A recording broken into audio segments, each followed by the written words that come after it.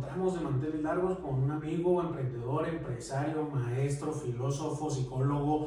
Creo que nada más le falta vender barbacoa los domingos, pero pues es una gran persona. En México tenemos una dolencia por los emprendedores, necesitamos gente que emprenda, necesitamos más apoyo y pues él ha vencido algunos de esos bloqueos, porque para emprender no nada más se ocupan ganas, se ocupa acción, se ocupa apoyo, se ocupa formar un equipo, y él ha estado haciendo todo eso. Bienvenido, Eric. Él es Eric Jurado. Sí, bienvenido a este foro. Pues un saludo a toda la gente que tiene a bien ver este espacio tan padre que he ido formando. Muchas gracias, doctor, por la invitación. Creo que se necesitan lugares así, espacios así, ya sean virtuales o físicos, para promover la plática, para promover la reflexión. Y ahorita le paso una tarjeta que traigo ahí porque ya voy a emprender el negocio de la barbacoa también. Excelente. Es bueno, siempre mi papá decía que un amigo, que podemos perder empresas, pero no empresarios, porque el empresario trae una mentalidad distinta, es alguien que a lo mejor ya también ha estado picando piedra, y pues tú has hecho de eso, ¿no? Un proyecto, un sueño, que yo me acuerdo que fui a dar una plática ahí a tu escuela. Es eso, una escuela, una universidad, ¿sí? ¿Cómo surge ese sueño? Bueno, pues yo estoy de acuerdo con lo que dice. Se pueden perder las empresas, pero no los empresarios. Creo que todo parte de un análisis personal que todo individuo debe de hacer, y que es bien importante darnos cuenta sobre cuál es el lugar que quiero ocupar dentro de la sociedad. Y yo creo que eso obedece, pues no sé si pudiera denominarse como una empresa. Yo lo veo más como una obligación social, que es la institución, el instituto con el que estamos trabajando. Pues nos topamos con unos problemas, nos topamos con una serie de problemas en la comunidad, y creo que de esa revisión personal, donde probablemente puedes decir, no, pues es que este no está haciendo esto, aquel no está haciendo esto otro, dices, bueno, ¿qué voy a aportar yo? Y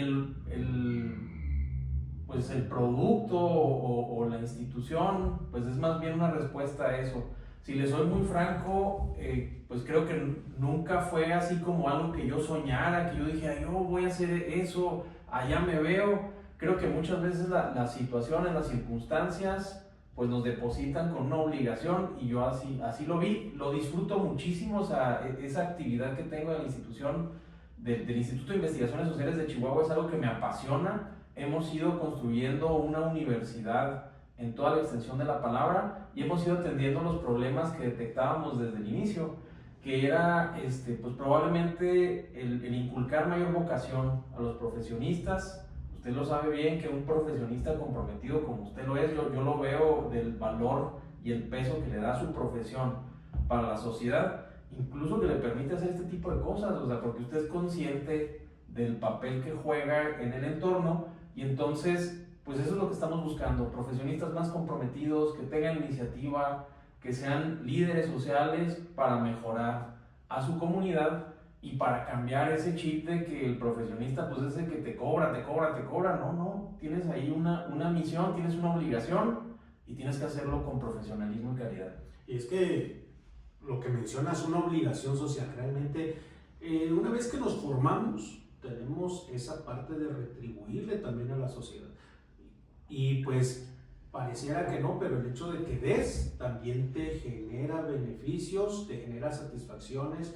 Ahí dentro de ello, tú dices que de repente te viste inmiscuido ya dentro del proyecto, pero ahorita ese proyecto pues le está dando un beneficio a la sociedad, porque estás generando que estudiantes de preparatoria no salgan a buscar una carrera fuera de su ciudad, que tengan opciones, porque mucha gente se quedaba sin estudiar porque no tenía opciones para estudiar. Ahorita tú les estás generando opciones, y dentro de las opciones no nada más de generar lo que son carreras patito o mientras me caso, como muchas veces se ha pensado, sino les estás generando un modo de pensar también, ese que generes buenos profesionistas para el día de mañana, y pues estás haciendo un bien social. ¿De dónde surge esa idea tuya de ser recíproco con la sociedad? Pues yo creo que de mis padres primero, o sea, eso es algo que desde la casa te van inculcando. O sea, yo siempre he visto por parte de mi mamá esa vocación de que tiene que servir a la comunidad. Ella tiene muchos años siendo voluntaria en el asilo de San Vicente, y yo desde chiquito decía, bueno, pues qué necesidad tiene de andar haciendo eso, ¿va? Porque yo veía que es mucho trabajo. A veces la gente no se imagina todo lo que trabajan. En organizar eventos, en la colecta que ellos hacen para hacerse de recursos para poder sostener el asilo durante todo el año, en buscar gente que facilite espacios que necesitan nuestros adultos mayores, y yo veía eso. Y por el lado de mi papá, pues también un compromiso dentro de la política, buscando mejorar las condiciones por medio de la actividad de los partidos. Él fue diputado federal, y entonces pues yo creo que de ahí le viene a uno también esa obligación de, pues si ves a tus padres que se están comportando de cierta manera, pues no podría ser distinto. Yo creo que ese es el primer lugar. Otro lugar, pues yo creo que los maestros con los que se va encontrando uno en la vida, pues lo obligan también a tener esa convicción y ese compromiso. Y la verdad es que quienes estudiamos en instituciones públicas, como fue mi caso, yo tuve oportunidad de estudiar en la UACH, pues no te queda de otra. O sea, el Estado, la gente que contribuye con sus impuestos, pagan tu educación. O sea, obviamente a uno le toca poner una parte, pero pues la verdad las universidades se sostienen por los recursos de toda la gente, y entonces pues no te queda de otra nada más que comprometerte con tu profesión para regresarle un poco a la sociedad de lo que te dieron. Pero esos valores, como dices, vienen desde casa y los viste, y el mejor modo de educar es el ejemplo. Ahí pues también tú, sin que te des cuenta a lo mejor, o sin que te vayas a vanagloriar de ello, estás dando un ejemplo a tus estudiantes también. Yo ese día que les di la plática les comenté, o sea, esto es algo que ya se materializó. Soñar es bien sencillo y todo el mundo soñamos, pero llevarlo a la práctica, planearlo, eso es parte de lo más complejo. Y no tomar la postura de la queja, porque podemos ver un problema, pero podemos irnos a la queja o podemos irnos a la acción.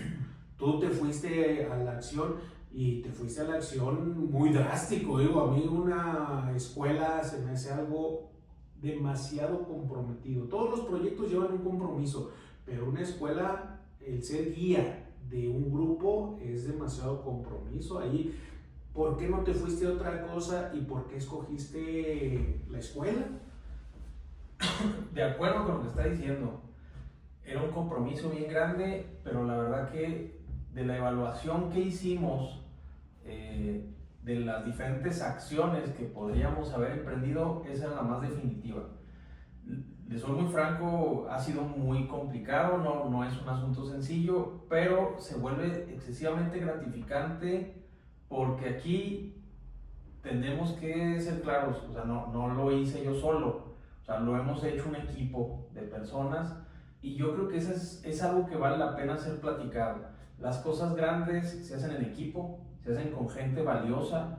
He trabajado y estoy trabajando actualmente con gente que yo considero muy valiosa. Tengo un equipo de docentes muy competentes, muy comprometidos, un equipo de personal administrativo en la institución que son buenísimos en lo que hacen, y la verdad que todo lo hacemos con el corazón.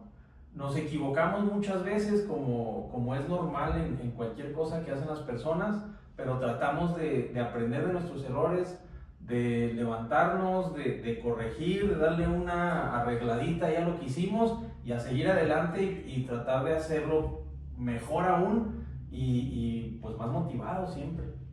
¿Y de dónde escogen las carreras? Ahorita, ¿cuántas carreras tienen? Actualmente son 5 programas de licenciatura y 2 programas de maestría. ¿Cómo lo hacemos? Y eso es importante, y qué bueno que nos da el espacio para poderlo platicar. No son ocurrencias, no es así, se me ocurre que ahora quiero echar a andar esta carrera. No, todas las carreras tienen que partir, sí, de un análisis de lo que está pasando, Por ejemplo, la primera carrera que nosotros pues ofrecimos a la gente fue la licenciatura en psicología, y eso fue a razón de que veíamos que aquí en el contexto pues faltaba una figura que es importantísima para el desarrollo comunitario, que es el psicólogo con un enfoque social, el psicólogo capaz de identificar problemáticas y buscar acciones para pues generar cambio social y mejora social. Entonces partimos de ese análisis, si usted quiere, muy reflexivo, pero posteriormente se tiene que hacer un análisis pues ya mucho más concreto sobre la viabilidad de las carreras. Se hacen estudios, en ese caso hicimos un estudio, en ese momento nos ayudó muchísimo una persona a la que yo respeto mucho, que es Héctor Carrasco, un buen amigo, y ojalá le toque ver este video, y él nos auxilió a hacer un estudio sobre la factibilidad de la carrera aquí en el entorno, y sobre todo la posibilidad de que hubiera trabajo, de que los egresados fueran a encontrar pues un lugar donde desplegar sus habilidades, y obviamente pues nos ayudó incluso hasta definir los costos y toda esta parte pues que es importante para una institución. Posteriormente pues hicimos un ejercicio similar e hemos ido integrando otros programas. Por ejemplo, viene después el programa de ciencia política, que ese es un programa que necesitamos muchísimo alrededor porque tenemos muchos políticos, pero tenemos muy pocos politólogos. De hecho, aquí en el sur del estado no tenemos politólogos. Nosotros trabajamos con uno que nos ayudó muchísimo y lamentablemente perdió la vida hace algunos años, que era uno de nuestros catedráticos muy, muy queridos. Posteriormente, pues integramos la carrera de negocios, que tiene la finalidad de fortalecer los pequeños negocios que tenemos alrededor, los medianos negocios, y hacerlos florecer. Integramos posteriormente una ingeniería en desarrollo software, porque pues, es un tema que está en boga. Y por último, pues hicimos un convenio con una universidad para poder integrar el programa de gestión de recursos hídricos, que tienen que ver con el tratamiento del agua, y pues, yo creo que nadie podría negar la necesidad que tenemos aquí en Chihuahua sobre trabajar de manera profesional el agua, el tema del agua. ¿No? Cinco medios para impactar en la sociedad muy, muy importantes, y cada uno pues lleva su complejidad, ¿verdad?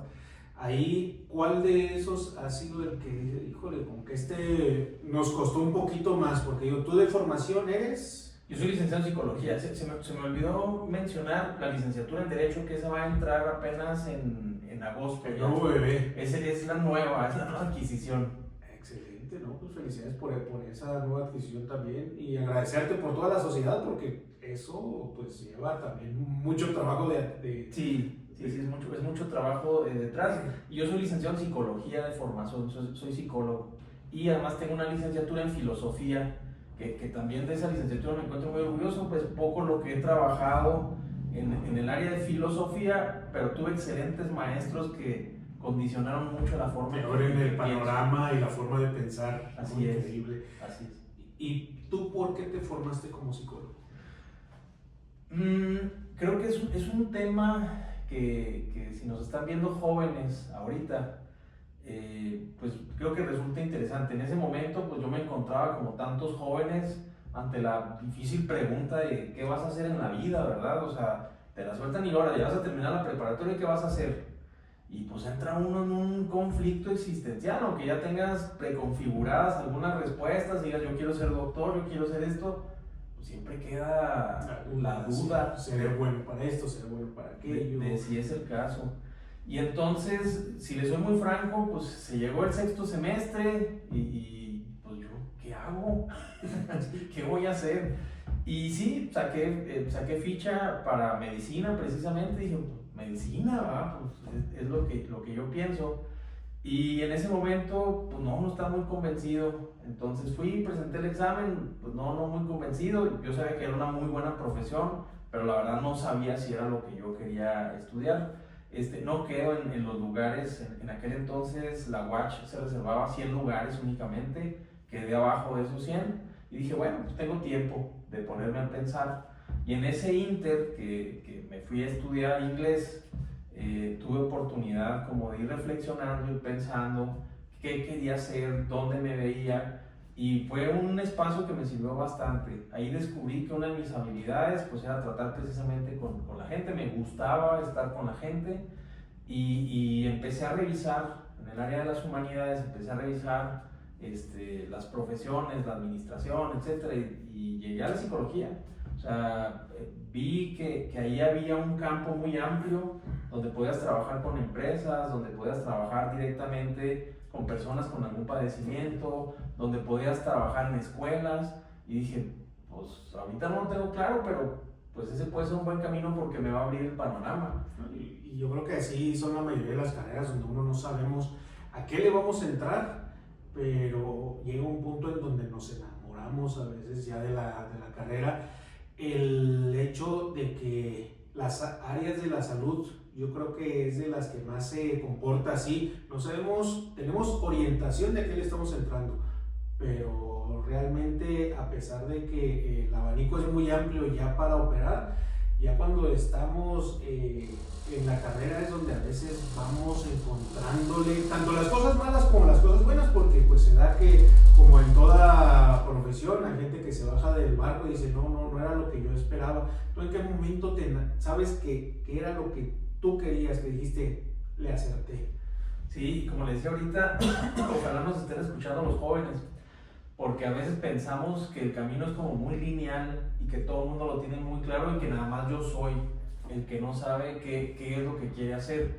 Y entonces, ya en medio de esa confusión y con más duda que claridad, voy, saco mi ficha para psicología, llego a un lugar donde me atienden muy bien, donde de alguna manera congenio, y la verdad, desde que entré a la carrera y empecé a conocer a los maestros y veía la perspectiva de cada uno de ellos, si les soy franco, desde el primer semestre me enamoré de la carrera. O sea, dije, llegué al lugar adecuado.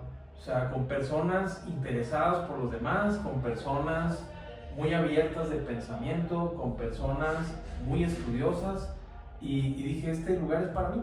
O sea, y afortunadamente, pues ya esa duda que traía se disipó y me permitió insertarme en un lugar que posteriormente, pues profesionalmente me ha dado una visión. La verdad también es muy complicado que cuando eres estudiante tengas la claridad completa de qué vas a terminar haciendo. O sea, eso no pasa. Yo creo que eso es imposible, pero de joven uno piensa que todo el mundo tiene claro, y qué bueno que menciones esa parte, porque eso le da también luz a los jóvenes de que no son los únicos. Todo el mundo dudamos en algún momento de lo que íbamos a hacer en un futuro, ¿no? No solamente la profesión, el negocio, un emprendimiento, algún proyecto.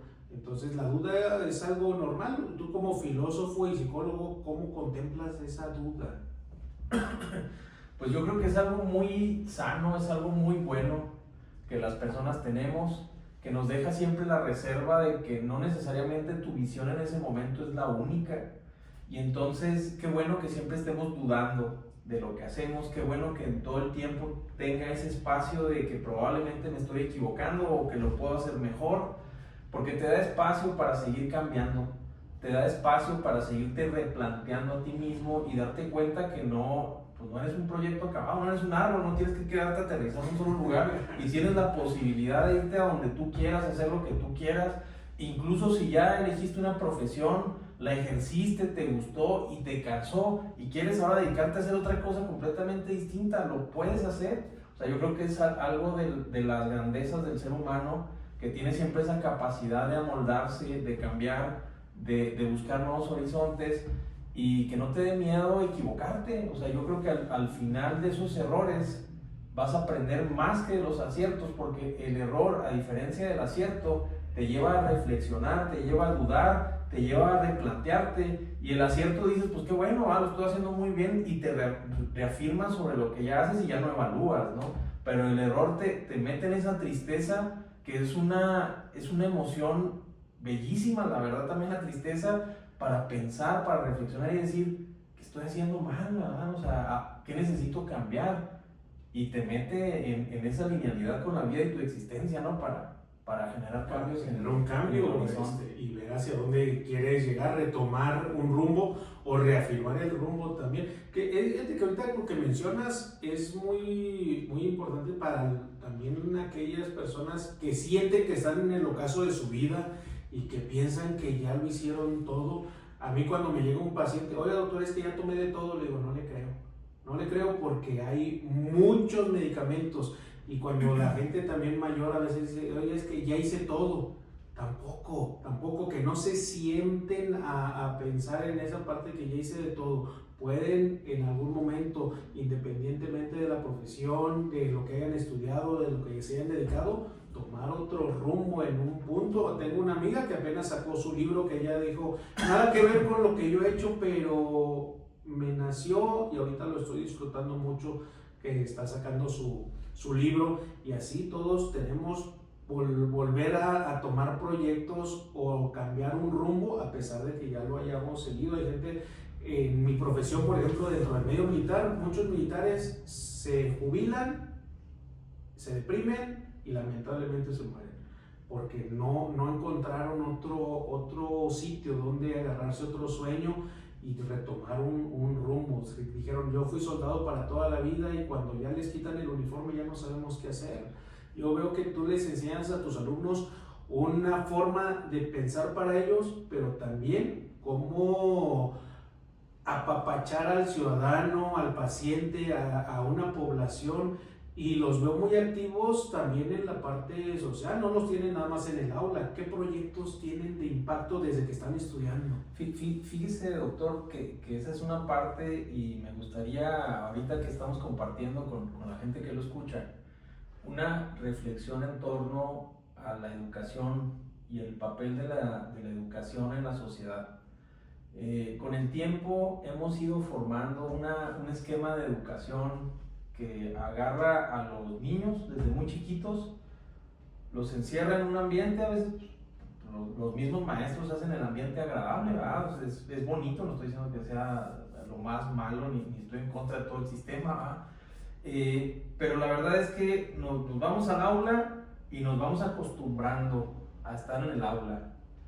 Llegan incluso a la universidad y estamos acostumbradísimos a estar en el aula. Y entonces cuando salimos nos genera un choque, que lo vemos quienes tenemos la fortuna de trabajar con jóvenes estudiantes, y les da una crisis tremenda el egresar y ¿ahora qué voy a hacer? O sea, pues sí, ya sé hacer cosas, pero mis contactos no los tengo, dónde voy a trabajar, cuánto me van a pagar, y luego ya quieren ganar esos millones que están en la cabeza. Nosotros hemos tratado de romper un poco ese esquema de llevarlos al aula y dejarlos ahí encerraditos.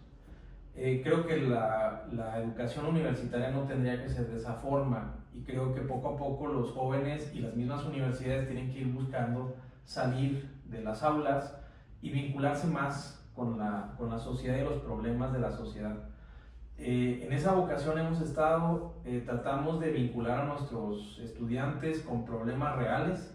Tenemos mucha vinculación con instituciones de otro tipo, ya sean de gobierno, particulares, empresas, y la forma de trabajar de nosotros es un modelo que está basado en proyectos. Entonces es, a ver, vamos a una empresa, esta empresa tiene este problema, ¿cómo lo vas a resolver? O sea, y no puras ideas allá en el aire, no, vamos a resolverlo. Ya sobre la empresa, se vuelven facilitadores. Así es, y la compañía del docente, del experto, junto con los estudiantes, incluso hay que decirlo, el docente, el experto no tiene todas las respuestas, las va a buscar junto con ellos, van a tratar de plantear una respuesta más o menos satisfactoria, y eso nos ha permitido vincularnos más con el contexto, nos ha permitido ser más participativos, nos ha permitido que los estudiantes se formen con experiencias reales, con conocimiento real y tangible, y al mismo tiempo que vayan haciendo vínculos sociales, no nada más de trabajo, sino vínculos comunitarios que son bien importantes bajo las problemáticas que tenemos ahora. Ahora con tanta tecnología, que tampoco la satanizo, pero de todas maneras sé que nos ha traído muchos problemas, el joven se ha ido desvinculando poco a poco entre ellos, su comunidad, su familia, y pues nos metemos en un mundo virtual muchas veces, en las redes sociales, en los dispositivos de mensajería, y dejamos de platicar entre nosotros. Yo creo que este modelo tiene esa bonanza que incluso reconecta a los jóvenes con los problemas de su contexto y nos saca de ese ensimismamiento que nos ha hecho tanto daño. Y es que al final de cuentas convivimos, trabajamos y dependemos de otro ser humano. Y la tecnología, así como tú comentas, yo pienso que ha sido mal empleada y sobreempleada en algunas circunstancias. Entonces llega a generar cierto aislamiento en donde le hace pensar a un individuo que está interactuando, pero la interacción uno a uno se va disminuyendo e incluso en unas circunstancias se va perdiendo. Hay patologías que se han visto actualmente en donde a una persona todo lo pide por línea porque la tecnología ha hecho de que sientan que todo está a la mano, menos la parte más importante que es la interacción humana. Sí. Y felicidades porque los estás buscándoles áreas en donde se desarrollen. Eso no cualquiera, yo he visto y he estado en varios sitios donde se enseña desde prepa, universidad, y no cualquiera se preocupa por brindarles esos espacios, esas alianzas, porque al final de cuentas la unión hace la fuerza, y como estudiante a veces no lo vemos, uno está preocupado porque yo pase, pero es mejor que el grupo, que el bloque vaya pasando, que el grupo vaya creciendo, y también compartirnos los contactos, compartir esas alianzas que se llegan a tener y que tú se los pones en charola de plata. Ellos, tus alumnos, ¿has visto cosas buenas que lo valoren, que digas, están sacando de aquí también provecho? Sí, yo veo inicialmente que es un choque.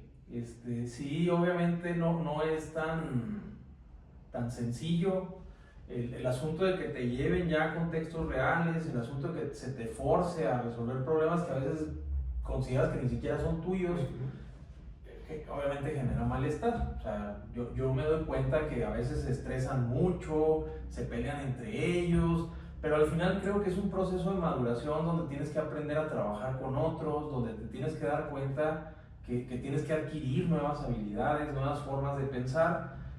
Incluso hay gente que dice, no, yo no quiero esto y pues se van a otro lugar, ¿verdad?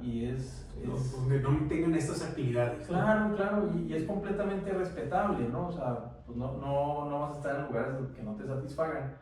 Pero luego veo también en nuestros egresados y en los alumnos más avanzados que luego se sientan y analizan y dicen, bueno, sí es cierto, es más trabajo, es más difícil, pero la verdad hemos aprendido, la verdad hemos desarrollado, la verdad nos hemos vinculado y entonces pues estamos bien, o sea, estamos satisfechos con esto que ha pasado, estamos contentos y al final también para nosotros como docentes, como institución, nos resulta muy satisfactorio verlos que egresan inmediatamente a trabajar y a veces cuando no consiguen el trabajo que están buscando, lo generan, ¿no? Ellos mismos dicen, bueno, puedo hacer esta otra cosa y yo genero un espacio de trabajo donde pueda cumplir con un objetivo social y yo me hago de mis recursos también para poder subsistir. Pues es que al final de cuentas dentro de la escuela vieron lo que era implementar un proyecto y eso no cualquiera, desde la generación del proyecto hasta su implementación.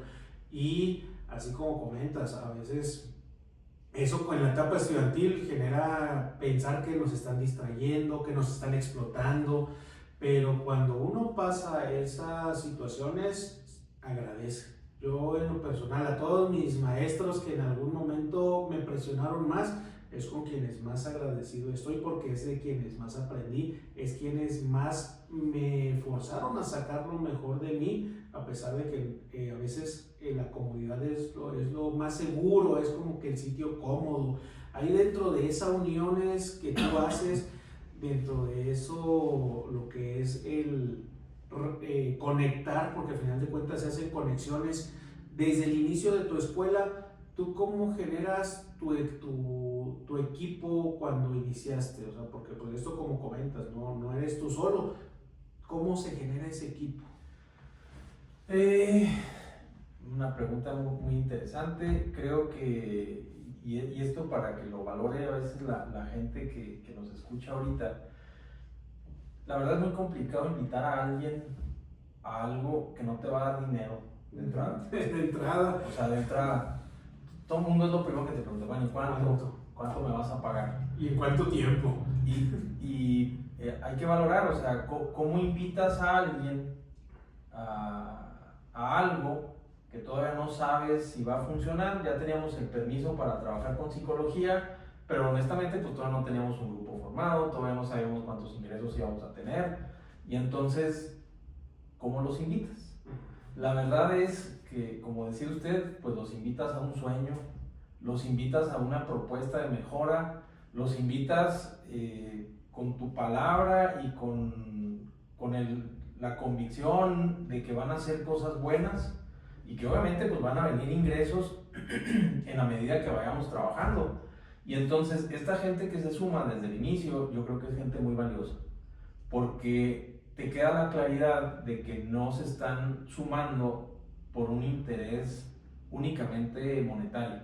Hay un interés genuino por hacer cosas distintas, por construir dentro de la sociedad. Y entonces este equipo que tenemos, por eso tiene mi doble admiración, mi triple admiración y todo mi reconocimiento, porque son gente que en su momento hasta llegó a estar horas sin recibir un sueldo, porque sabíamos que estábamos haciendo cosas importantes. Ya actualmente pues todo el mundo tiene sueldo, ¿verdad? También no se trata de ser ingratos y órale, porque eres muy convencido no te pagan. No, todos ahí recibimos una retribución. Obviamente es parte de lo que hacemos para retribuir a la sociedad, pero también pues obviamente las necesidades personales son importantes. Ahorita con eso que acabas de comentar, te aventaste un curso de networking y el levantamiento de capital, ¿de dónde surge? ¿Cómo qué le recomiendas a las generaciones ahorita en ese aspecto? Sobre cómo generar capital. Sí, pero ¿de dónde surge? Porque al final de cuentas, como dijiste, a veces que yo les digo a mis estudiantes, tienen que enamorar a su familia, tienen que enamorar a alguien de un proyecto, tienen que ver de dónde instituciones bancarias, no sé, a final de cuentas los proyectos sí requieren voluntad, requieren el sueño, pero también requieren un recurso. Aquí, y es algo que les comento yo mucho a los compañeros con los que trabajo, incluso a los estudiantes. Yo creo que si tú tienes claridad de lo que quieres hacer, pero también tienes bien analizado el contexto y sabes cuál es el área de oportunidad que tienen y el beneficio que van a generar, e incluso puedes hacer análisis de qué tan bueno es el proyecto que estás planteando, la gente le va a entrar. O sea, vas a encontrar gente que te diga, órale, yo te invierto, o sea, yo le inyecto dinero a eso porque creo que me lo puede retribuir. Si tu idea, para empezar, no es genuina, o sea, no estás ni en la convicción de que eso es cierto, y si tú estás siguiendo únicamente el asunto de pues quiero hacerme de dinero y no estás teniendo una visión a largo plazo, nadie le va a entrar a eso. O sea, cuando alguien te llega y te hace una propuesta y, oye, mira, préstame dinero para esto, y que tú no lo ves pies y cabeza, no le entro. Pero cuando la gente ve que hay algo genuino, la gente le va a entrar. Tus amigos, tu familia, el banco, quien sea. O sea, donde hay un negocio real, le va a entrar. Y entonces, yo creo que el primer punto es eso. O sea, que verdaderamente haya un objetivo claro, hay un camino de cómo le vas a hacer para llegar ahí, y posteriormente que tengas la capacidad de comunicarlo de manera adecuada. Si lo puedes comunicar, la gente lo va a entender y la gente le va a entrar, quien sea, aunque seas una institución financiera, aunque seas una asociación que se dedica a financiar, si eres un amigo, si eres un empresario, la gente le va a entrar a eso. Fíjate que ahorita yo en algunas personas que he apoyado precisamente para hacer eso, en donde se atoran más es en comunicar el mensaje. Ahí, ¿tú en qué piensas que puede fallar una persona en comunicar el mensaje, o qué consejo llegarías a dar? Pues yo creo que la parte más importante es tu convicción primero. Si tú estás convencido de lo que estás haciendo, le vas a vender hielos como luego dicen, pero tienes que tener la convicción. Si tú no estás convencido, eso se va a notar directa o indirectamente. O sea, la gente te va a notar y dice, no, como que no se la anda creyendo muy bien, entonces pues no me da seguridad, ¿no? Y yo creo que la otra parte es simplificar las cosas lo más posible. Ese era un método que tenía Richard Feynman, un astrofísico muy importante, que fue muy importante para la formación de los Estados Unidos. Incluso él editaba los libros de texto en el tema de ciencias para la educación básica y decía, si tú quieres o si realmente tú dominas un tema, tienes que ser capaz de explicárselo con palabras muy sencillas a un niño. Si tú se lo puedes explicar a un niño de la manera más sencilla, tú dominas el tema y tú estás dentro del tema. Si no tienes esa capacidad, quiere decir que no lo entiendes tú. Si no lo entiendes tú, no lo van a entender los demás. Y yo creo que eso es sustantivo en el tema de la comunicación con nosotros sobre las ideas que tú tengas. Entiende tu idea muy bien, ten bien claro de qué se trata, ten bien claro qué es lo que estás haciendo. Incluso ten bien claro si lo que tú estás haciendo es buscar dinero, pues decir, yo lo que quiero es buscar dinero, ¿verdad? O sea, no traigo otra búsqueda, no más que eso. Y eso va a convencer a la gente. O sea, si tú le planteas un negocio a alguien y tú le dices, mira, esto se trata nomás de dinero, no vamos a hacer un beneficio social, no, es dinero. Y si el otro comparte ese valor, lo va a hacer. O sea, van a entrar en esa comunicación. Pero si no eres honesto, si traes temas enmascarados, pues entonces ahí es donde surge la desconfianza y entonces la gente toma su distancia. También por eso se generan alianzas fuertes y no lo vemos, pero todo es venta, todo es alianzas, todo son relaciones. ¿Tú cómo convenciste a tu socia de vida? ¿Cómo le presentaste tu proyecto a tu pareja? A mi esposa. Pues yo creo que es la socia más importante, porque al final de cuentas un buen socio te impulsa, un mal socio te hunde, ¿no? Cuando yo conocí a mi esposa, ya iba encaminado el tema de la escuela. Al menos ya teníamos ahí una oficina y teníamos un salón, que fue lo primero con lo que empezamos. A veces la gente piensa que ya inicias con todo hecho, que ya está todo estructurado, y no, todas las cosas son graduales, va creciendo. Y poco a poquito y sin desesperar. Y entonces teníamos eso, una oficina y un salón, y cuando nos estábamos conociendo, pues sí me preguntó, ¿y tú qué? ¿A qué te dedicas? ¿O qué haces? Le dije, vente, y ya me la llevé y le dije, mira, tú aquí ves una oficina, tiene nomás una silla, no tiene más, tenemos un archivero ahí muy escuetito, y aquí tenemos un salón de clases con un pizarrón y unas sillas, es lo que hay. Pero la verdad, pues tenemos el sueño de que esto se convierta en una universidad, tenemos el sueño de hacer crecer esto, y tenemos el sueño de que esto toque el corazón y las conciencias de mucha gente. Ya le empecé a explicar, y ya después, tiempo después, no en ese momento, en ese tiempo nada más éramos novios, me dice, eso fue parte para que me decidiera casarme contigo. O sea, porque vi tu visión, vi que traías algo, o sea, que estabas buscando algo, y yo creo que eso es importante, que cada persona tenga una vocación, que cada persona tenga un compromiso con sus acciones, su vida. Y bueno, pues ella me dijo eso, ¿va? Que había sido definitivo. Y ahora, ¿tú cómo ves que ella ha participado en tu proyecto? Pues para empezar, no ha permitido que me caiga. Ha habido muchos momentos de dificultad donde todo el mundo duda, ¿va? ¿Podré seguir? ¿Puedo yo con esto? Aquí le dejo, ya mejor que lo agarre alguien más o nos retiramos.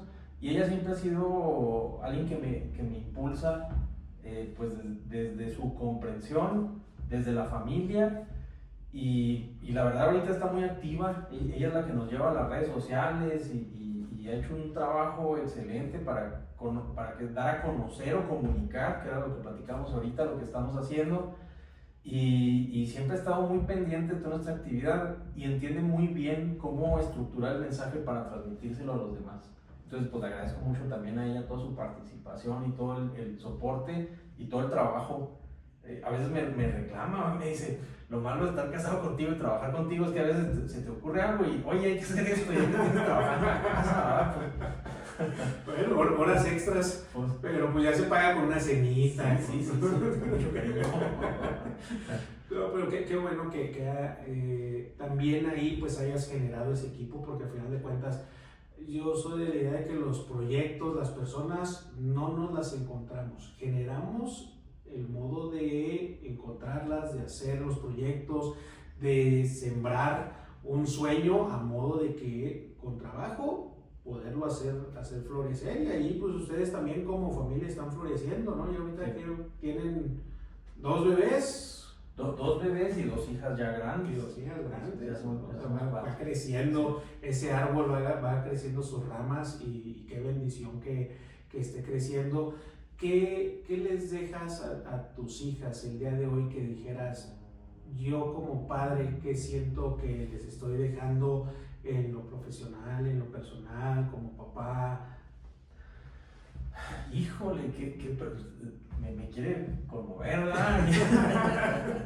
No, pues yo creo que es una pregunta muy complicada porque si uno, incluso cuando educa, pues tiene que alinear mucho el pensamiento y a lo que estoy haciendo para que haya una correspondencia. O sea, yo creo que un valor que hemos tratado de transmitirles a ellas siempre es tener convicción, que las cosas que hagas, las hagas de corazón, que incluso a veces tus decisiones pueden parecer, pues no sé, nubladas por el exterior, porque siempre hay muchas opiniones alrededor, todo el mundo te va a decir esto sí, esto no, pero yo creo que tú tienes que tener la postura suficiente y mantenerte en la convicción de lo que estás haciendo, obviamente en el beneficio del núcleo familiar. Y creo que algo que hemos tratado de transmitirles también, ya los dos como esposos, como pareja, pues el asunto de que por medio del trabajo, por medio del diálogo, podemos ir componiendo las dificultades que se nos van presentando, que no van a faltar, o sea, van a haber dificultades siempre en la familia, van a haber dificultades siempre en el trabajo, pero yo creo que si tienes bien clara tu postura, tu posición y dialogas y al mismo tiempo trabajas, yo creo que puedes ir generando lo que es bueno para el entorno, y como usted dice, que esas ramas pues floreen y que esas ramas también extiendan otras ramas hacia otro lugar. ¿No? Y eso es excelente, pero al final de cuentas la comunicación y la negociación, y eso también pues es parte de lo que enseñas en tu escuela. Hay gente que decía, un buen profesionista puede que sea una buena persona, pero una buena persona siempre va a ser un buen profesionista, y creo que tú estás en ese punto en donde estás desarrollando un gran proyecto de impacto a la sociedad, en donde estás creciendo. Me gusta eso de que ya también van a tener derecho en los aspectos en cuanto a lo que es permisos, que a veces cuando uno se avienta a emprender, la parte legal, ahí tú qué topes has tenido que saltar en ese aspecto. Pues yo creo que como en toda actividad tuvimos que aprender sobre procesos y tuvimos que crear relaciones y tuvimos que buscar esquemas de comunicación. Relacionarse con el gobierno, en este caso con la Secretaría de Educación, pues la verdad es complicado, no es una cosa sencilla. Teníamos la fortuna de que los que iniciamos este proyecto de la institución educativa, pues ya anteriormente habíamos sido docentes, habíamos ocupado posiciones dentro de escuelas, y entonces no nos era tan ajeno el entorno, o sea, sabíamos que era lo que teníamos que hacer. Honestamente, pues nunca habíamos generado o creado una escuela antes, fue la primera vez, ¿verdad? Y ojalá luego podamos hacer otra, ¿verdad? Pero bueno. Y entonces tuvimos que aprender sobre cómo relacionarnos, tuvimos que entender muy bien los procesos. Ahorita incluso tenemos que estar en ese proceso de reaprendizaje. Han habido cambios de disposiciones, con los cambios de gobierno siempre vienen cambios de políticas, vienen cambios en las formas de hacer las cosas. Desde que entró el gobierno federal con Morena, muchos de los procesos que tenía anteriormente el Estado han pasado a la Federación, o sea, ya no lo hace el Estado, como es el caso de los reboes para las áreas de la salud, se fueron todos a la Federación, y es volver a aprender, o sea, y yo creo que es el reto que tienen las instituciones educativas, tener gente que no le tengan miedo a estar aprendiendo a los cambios, porque pues la educación tendría que estar siempre dentro del cambio, y entonces pues eso ha representado un reto, pero creo que lo hemos ido sorteando bien. Excelente. ¿Y cómo ves a las otras escuelas que tienen las carreras como una entidad que coopera también a la sociedad, como una competencia, como un aliado? Yo creo que tendrían que verse como aliados. Si empiezas a ver enemigos, pues vas a hacer guerra, ¿no? Entonces, yo creo que si hay cosas que podemos mejorar todos, es mejor si lo mejoramos con una visión de comunidad. O sea, yo no puedo estar de acuerdo con probablemente lo que está haciendo alguien más, pero yo creo que la mejor forma de generar un cambio es en ese diálogo. Sí creo que también tenemos que señalarnos a veces cuando estamos haciendo las cosas muy mal y de manera deliberada, o sea, también no podemos ser omisos en ese respecto. Si veo que alguien está fuera de la ley haciendo cosas que de plano ponen incluso hasta en ciertas dificultades a la ciudadanía, pues eso también hay que señalarlo, sin la necesidad de decir soy tu enemigo, o sea, sino más bien corrige el rumbo. Exactamente, o sea, eso que estás haciendo sí no debería hacerse. Y yo creo que en la medida que podamos cooperar todos, que nos veamos como parte de un sistema social, pues yo creo que podemos hacer cada vez cosas más grandes, porque también si nos aferramos a hacer pequeñas células que no se unen para ya generar algo más complejo, pues nos quedamos siempre siendo burbujas pequeñas. Así es, ¿no? Y crecemos más.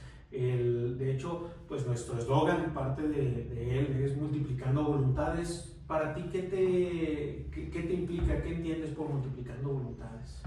Pues eso, el entendernos como una sociedad, tenemos problemas bien grandes que la verdad no vamos a poder resolver desde nuestra voluntad particular, y en la medida que tengas diferentes actores sumados en algo, puedes ir a cazar el león más grande.